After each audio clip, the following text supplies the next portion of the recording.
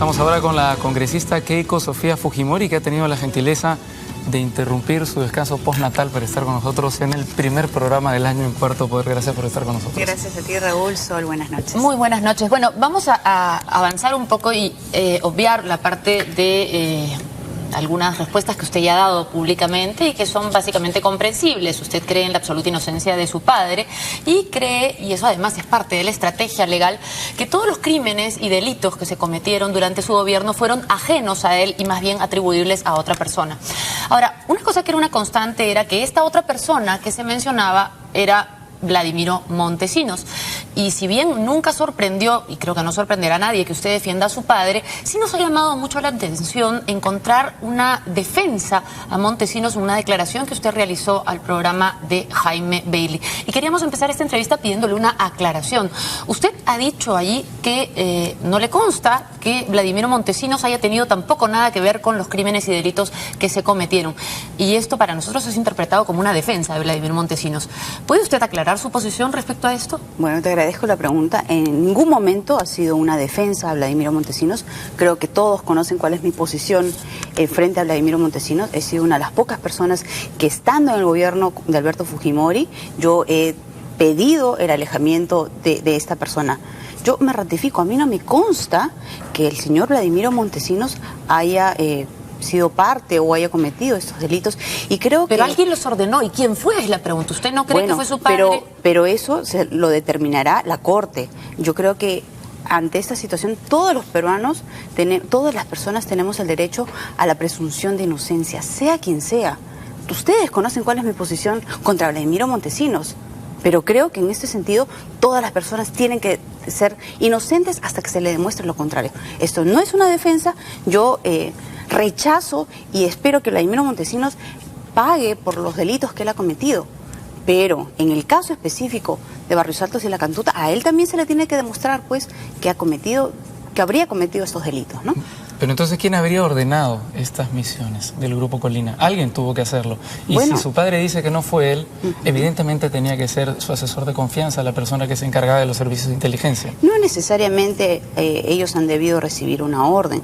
Creo que hay que recordar el momento que vivía el Perú, y en un momento de guerra interna como la que pasaba el Perú, en un momento de desorden, han existido este tipo de acciones por parte de algunos grupos paramilitares, como lo han existido desde el año 80. Entonces no podemos pretender ahora que estas acciones hayan sido ordenadas por una parte, por el presidente o por alguna persona, ¿no? Entonces usted baraja la posibilidad de que el Grupo Colina actuó per se, por iniciativa propia. También es una posibilidad.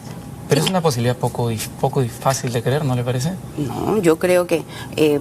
como le vuelvo a repetir, en el Perú existía una crisis, un caos terrible, y frente a esa posibilidad habían grupos, pues, dentro de los propios del propio grupo militar, que han actuado de esta manera y lo han hecho anteriormente. Entonces no me sorprendería que este grupo también haya actuado independientemente, ¿no?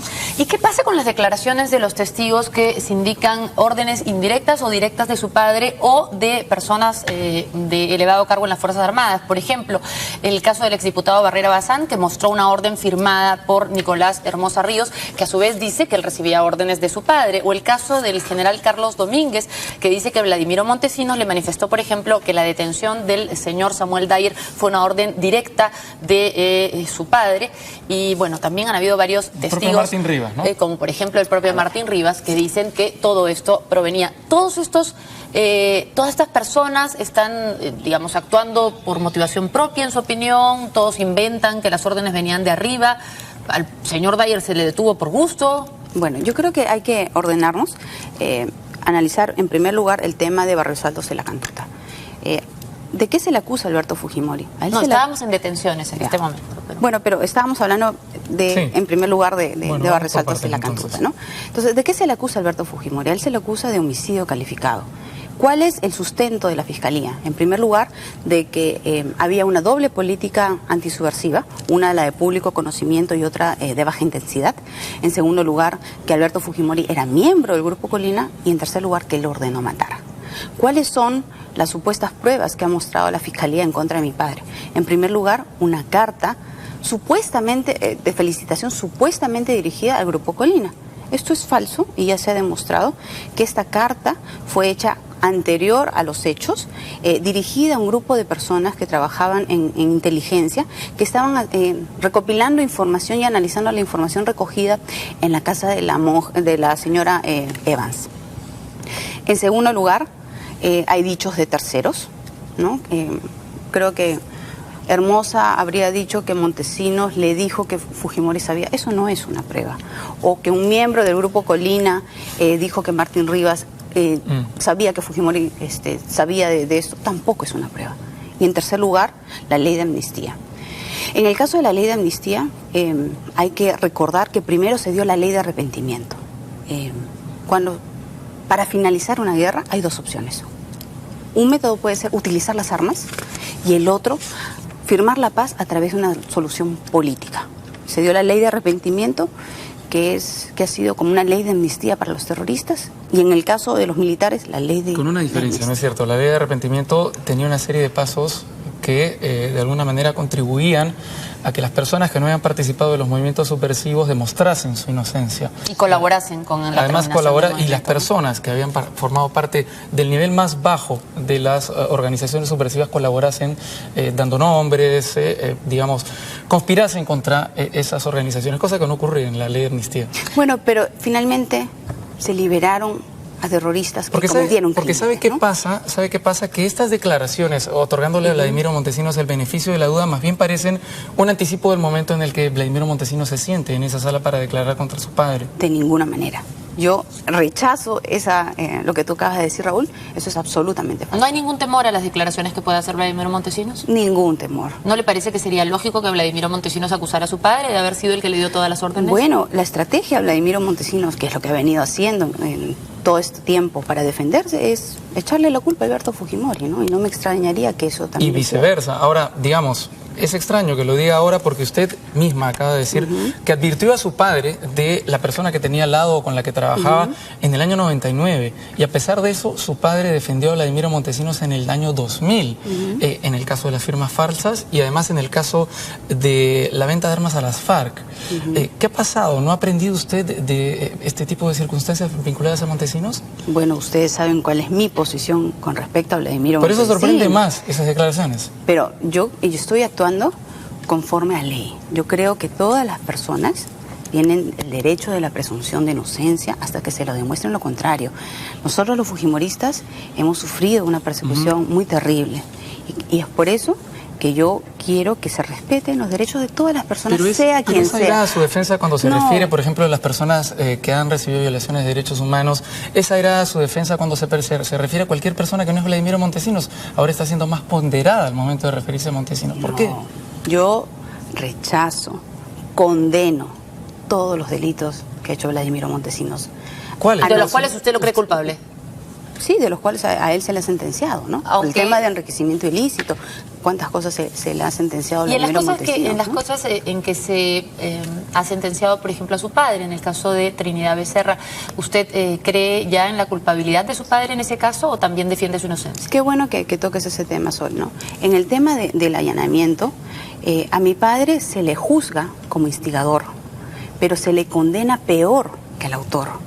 Al autor se le ha condenado por 4 años, a mi padre se le ha pedido 6 años. La Fiscalía pide 100.000 soles de reparación civil, pero el juez ordena una reparación civil de 400.000 soles. Me parece un abuso. Mi padre tomó una decisión política de capturar a Vladimiro Montesinos y él ha asumido esa responsabilidad política, pero considero que la sentencia ha sido muy injusta para Alberto Fujimori. Ahora bien, hay un tema, trascendiendo este tema de la presunción de inocencia y todo lo que hemos hablado, hay un problema que me imagino que ustedes tienen que estar viendo venir.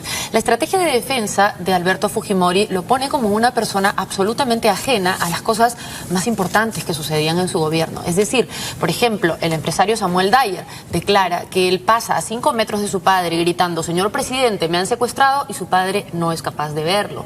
Suceden asesinatos prácticamente... Una interrupción, Sol, en este tema del señor Dyer. Pero es que no es solo el tema del señor Dyer. Quisiera que me contestara el problema del efecto global de la defensa. Cada vez que se dice algo que es muy grave, prácticamente la defensa siempre es: el señor Fujimori no lo vio, el señor Fujimori no tuvo control, el señor Fujimori tenía esta gente alrededor que era terrible, que era delincuente, que era capaz de matar, pero él no se daba cuenta.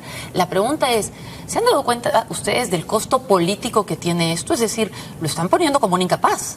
¿Dónde está el futuro del fujimorismo si su líder fue incapaz de darse cuenta de todo? Bueno, yo creo que estás haciendo estás prejuzgando a Alberto Fujimori. Él está contestando al 90% de sus preguntas.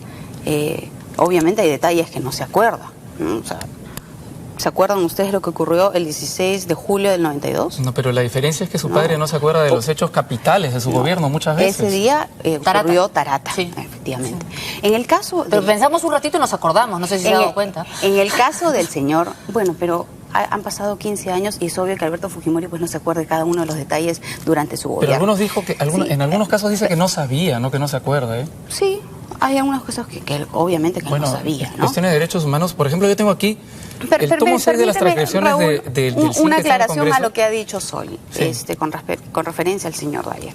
El propio presidente de la Corte le pregunta al señor Dyer, ¿usted cree que Alberto Fujimori lo escuchó? Porque les preguntaron también de qué manera pasaba Alberto Fujimori. Y él pasaba, no iban a cruzarse frente a frente, sino él pasaba de al lado. Y le pregunta, ¿usted cree que escuchó a Alberto Fujimori? Y él dijo, creo que no. No, el señor Dyer dice, no puedo afirmarlo, yo solo quiero hablar de los hechos. Yo digo que yo grité, yo no puedo saber si él escuchó. Entonces, pero es lógico, pues si quiere ser totalmente le queda correcto, la duda, ¿no? Le queda la duda. Y obviamente mi padre no pero lo no queda, no solo eso. No queda la duda de que Fujimori estaba ahí. Eso es lo que se colige de las declaraciones. Y que también estaba viviendo en el servicio de inteligencia cuando se produjeron las detenciones. ¿Cómo no sabía nada? ¿No se dan cuenta de la imagen que deja? Responder. En el caso del señor Dyer hay que determinar en primer lugar si ha sido un secuestro o una detención ilícita, ¿no?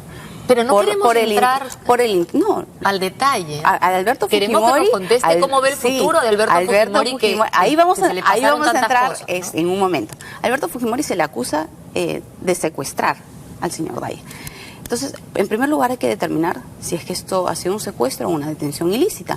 ¿Cuál usted escogería? ¿Cuál prefiere? Los dos son delitos, ¿no? Bueno, en el caso del señor Dyer más pareciera que es una detención ilícita. O sea, se cometió un delito. Porque él tuvo acceso a un fiscal, tuvo acceso a un abogado, ¿no? Y estaba siendo investigado por evasión tributaria o me parece por no, ahí lo habían acusado de terrorismo.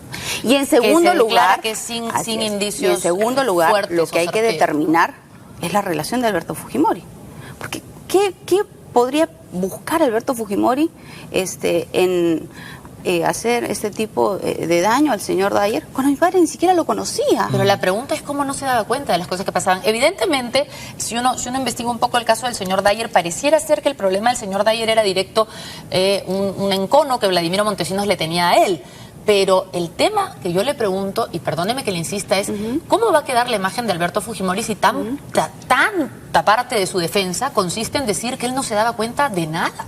Bueno, o sea, eso es tu apreciación. Le vendió al pueblo la idea de que él tenía un control. Acá Raúl tenía una declaración antigua de su padre donde decía... En la entrevista que se dio esa es tu apreciación, en la entrevista que se dio a la revista dominical en la que aparecían vestidos de forma similar su padre y Vladimiro Montesinos, comenzaron a hablar acerca del rescate de los rehenes. Esto es en la versión no editada. Las transcripciones están en el Congreso, en el tomo 6. Su padre dice, no es que desconfíe de los míos, pero a mí me gusta tocar hasta el mínimo detalle de la lucha antisubversiva por su importancia. ¿Cómo se condice la defensa del hoy no sé nada con esta frase? Bueno, pero eso es un decir. Obviamente Alberto Fujimori no ha podido estar en cada uno de los detalles durante su gobierno. Él también dijo, usted conoce la directiva 003 en la que se establecieron los primeros ahora pasos que estoy asistiendo al proceso, la lucha antisubversiva. He conocido de esta directiva 003. Su padre dijo que él hacía un seguimiento personal de esa directiva. Personal, ¿no le suena, digamos, a minucioso? No, él se refiere a que él viajaba a provincias y verificaba que las fuerzas militares estén respetando los derechos humanos y obviamente luchando y enfrentándose al terrorismo. Con respecto a tu apreciación, Sol... Entonces no es como dice ahora... No, es que déjeme repreguntar, porque si no es una entrevista, sino un monólogo. Entonces no es lo que dice ahora su padre en los juzgados, que él no daba órdenes, sino las políticas generales. Usted está diciendo que viajaba, daba órdenes, trabajaba con la gente él verificaba constantemente. que la política general, las directivas 003, se cumpliera.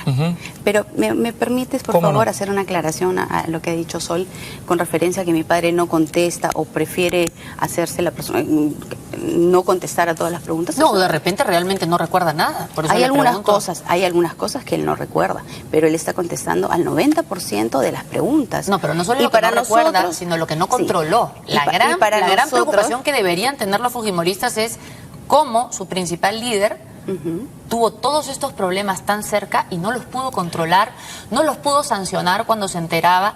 Nunca supo a quién escuchar, porque su hija le decía que Vladimiro Montesinos era malo y no le hacía caso. Su hermano también ha declarado en otras ocasiones que fue apartado del círculo cercano porque le decía que Vladimiro Montesinos era malo, y ahí estamos hablando de principios de los 90, no estamos hablando del 99. Pero sí, y sin embargo apartó a su hermano y siguió confiando en Vladimiro Montesinos. Entonces es gravísimo la imagen que queda. Si me permites, Sol. Mi padre está contestando a las preguntas, y para nosotros el hecho de que él esté participando en este juicio oral es positivo, porque él está aclarando muchas cosas y, como estamos viendo, no hay pruebas en contra de él y él está demostrando su inocencia. Yo considero que mi padre va a salir bien parado de todo esto. ¿Por qué nunca tomó las medidas correctivas de todo lo que ahora se sabe? A ver, con referencia a... Digamos que se metió en la prensa, además, ¿no es cierto?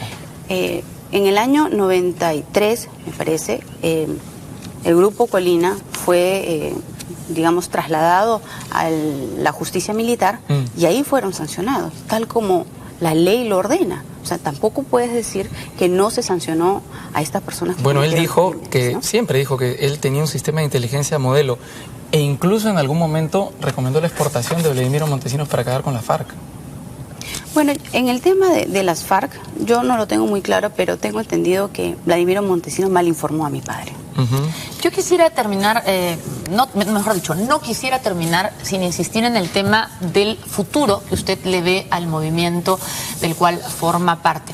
Porque ya su padre tiene una sentencia que ustedes califican de injusta, que ha sido discutida, apelada, pero tiene ya una sentencia y muy difícilmente va a haber un retroceso total en ese sentido. Se discute la cantidad de tiempo, se discute la indemnización. Pero ya estamos hablando de un Fujimori culpable, por lo menos en un caso. Y por lo tanto, eso los tiene que haber hecho pensar a ustedes cuál es el futuro del grupo político al cual pertenecen. Inclusive me imagino que los estará haciendo dudar sobre la conveniencia de seguir siendo fujimoristas, aunque en su caso es imposible no serlo porque usted también es Fujimori. Pero ¿cuáles son las conclusiones a las que llegan en estos días respecto a este tema? En primer lugar, Fujimori ha recibido una sentencia, nosotros hemos apelado, pero Fujimori no es culpable. Él tomó una decisión política en el tema de allanamiento y él va a salir bien parado de los otros dos grandes procesos que le espera. Gracias por la pregunta con referencia al futuro del fujimorismo. Nosotros siempre hemos dicho desde la llegada de mi padre que no nos vamos a quedar con los brazos cruzados. Nosotros consideramos que hay algunos sectores políticos y los medios de comunicación ya han condenado a Alberto Fujimori. Él está ahora en el medio de un proceso judicial del cual yo tengo muchas dudas. Pero el fujimorismo va a responder de manera política. Es por eso que hoy quiero anunciar que vamos a crear un nuevo partido fujimorista. El objetivo de este partido es unificar al fujimorismo, es conseguir y demostrar el verdadero respaldo que tiene Alberto Fujimori en el pueblo y obviamente entrar con fuerza a la elección del 2011. Es por eso que el nombre del partido se va a llamar Fuerza 2011. Fuerza 2011. El objetivo es recolectar 1 millón de firmas en este próximo año y demostrar que el pueblo no está de acuerdo con el linchamiento que están haciendo contra Alberto Fujimori. Ahora bien, en realidad lo que nos plantea no es un cambio en esencia, porque el fujimorismo se ha caracterizado por cambiar de nombre para cada elección y además por vincular siempre el nombre a la elección que aspira en particular. Hablemos de Cambio 90, hablemos de Nueva Mayoría, hablemos de Vamos Vecino, todas tienen que ver con la elección en particular. Vamos Vecino, elección vecinal. Cambio 90, elección del año 90. Nueva Mayoría es que ahora nosotros vamos a ser la mayoría. Que me diga que ahora se llaman 2011, en realidad no es novedad. Alianza Fujimorista hablaba evidentemente de la defensa de Alberto Fujimori también. Bueno, no parece ser. ¿Cuál es el objetivo si es en el fondo, una repetición de estrategia. Nosotros tenemos una misión pendiente. Nosotros queremos lograr que el crecimiento y la bonanza económica y fiscal que existe en nuestro país en estos momentos llegue a los más pobres. Y esto se resume en 3 palabras. Capacidad de gestión estatal. Nosotros consideramos que en el gobierno del señor Toledo, incluso en el gobierno del doctor Alan García, en las cuales cuentan con mayores recursos, lamentablemente no ha habido una buena redistribución de la riqueza. Nosotros en el gobierno de mi padre hemos demostrado que con pocos recursos podemos resolver los grandes y los pequeños problemas. ¿Está lanzando entonces su candidatura? No, de ninguna manera. Porque la información que tenía yo es que a partir de este momento usted va a asumir un papel secundario dentro de la bancada fujimorista, que ni siquiera va a asistir al juicio de su padre, que va a asumir un perfil bajo pensando en las elecciones del 2011. No, eso no es así. Yo estoy partiendo de viaje para culminar mi maestría, me voy a ausentar 3 meses y medio, es por eso que voy a mantener un perfil bajo, pero es porque voy a estar fuera. Yo voy a monitorear desde fuera la recolección de las firmas. Nuestro trabajo y nuestro compromiso es trabajar por las personas más humildes de nuestro país. Porque el otro asunto es, lo sabrá Carlos Raffo más que nosotros, que es publicista, pero con la cantidad de nombres que ha tenido su movimiento, no sé si haya capacidad de retención en el público. Vamos a tener tiempo y ocasión para ya hablar de la parte de los nuevos movimientos políticos. En todo caso, le agradecemos que haya estado aquí. Y bueno, estaremos atentos a cuando vuelva también de su próximo viaje para que nos explique un poco más cuáles son sus planes para el futuro. Gracias a ustedes por la oportunidad. Bueno, muchas gracias. Vamos a hacer ahora una pausa en Cuarto Poder, regresamos con más.